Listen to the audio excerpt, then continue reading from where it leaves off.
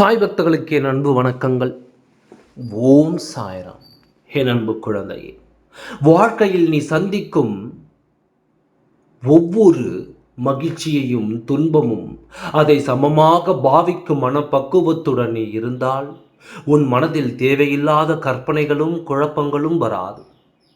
இதுவரை தோற்றதையும் நம்பிக்கை இழந்ததையும் அனுபவமாக எடுத்துக்கொள். நீ வாழ்வில் முன்னோக்கி செல்வாய். என்னுடைய குழந்தையே, இனி உன் வாழ்க்கையில் நீ முன்னோக்கி செல்வாய். அதை நிச்சயம் நான் உதவி புரிவேன். நான் உனக்காக உன் கோரிக்கைகளை நிறைவேற்றித் தருவேன். இரவு பகல் பாராமல் உன்னுடன் சேர்ந்து நானும் உழைக்கின்றேன்.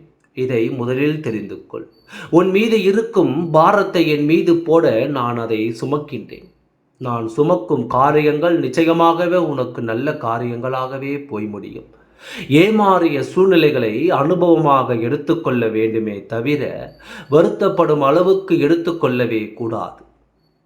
இனி எல்லாம் நல்லதாக நடக்கும் என்று நம்பிக்கையுடனும் பொறுமையுடனும் சகிப்புத்தன்மையுடனும் சுறுசுறுப்பாகவும் மனதோடு உன் கடமைகளை நேசி.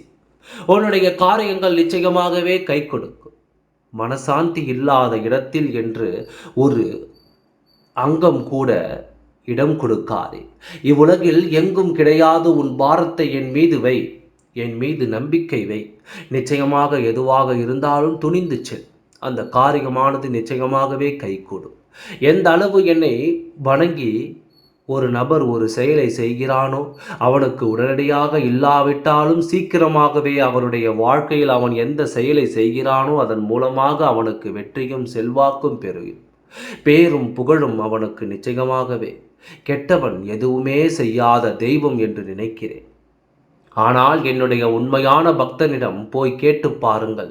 நான் எவ்வளவு பெரிய வேலைகளை செய்வேன், அவளுடைய வாழ்க்கையில் என்னவெல்லாம் அவனுக்கு செய்தி இருக்கின்றேன் என்பதை கேட்டு பாருங்கள். அவனே உங்களுக்கு எடுத்து செல்வான். நீயும் உன்னுடைய வாழ்க்கையை உற்று பார்த்தால் தெரியும் நான் எப்பேற்பட்ட விஷயம் எல்லாம் உன் வாழ்க்கையில் செய்திருக்கிறேன் என்று. ஆனால் சில கோபமும் கவலையும் நான் செய்த அனைத்தையுமே மறக்க வைக்கிறது.